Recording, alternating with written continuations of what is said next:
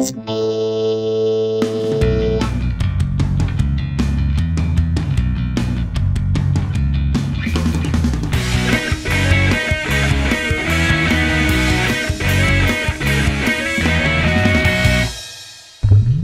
In this series, you'll be learning how to transform a static design file into a whole Drupal theme. To go from design to theme, we'll work through 3 major steps.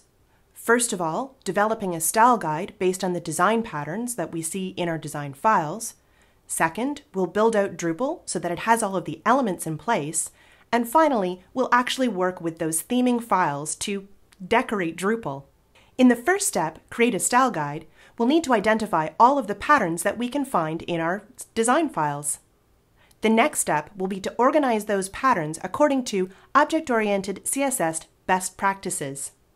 We'll then extract the design assets that we need from our design files and create a checklist of all of the things that we'll need to build out in Drupal in order to apply our theme correctly. The next step is to configure Drupal.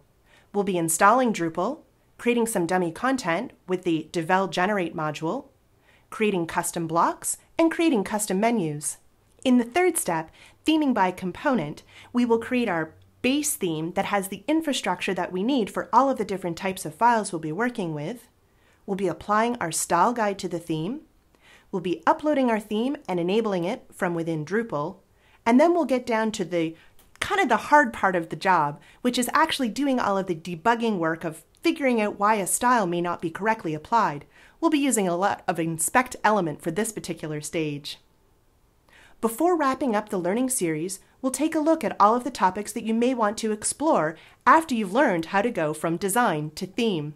Hopefully you're as excited as I am about this topic and ready to dive in. Let's get going and go from design to theme.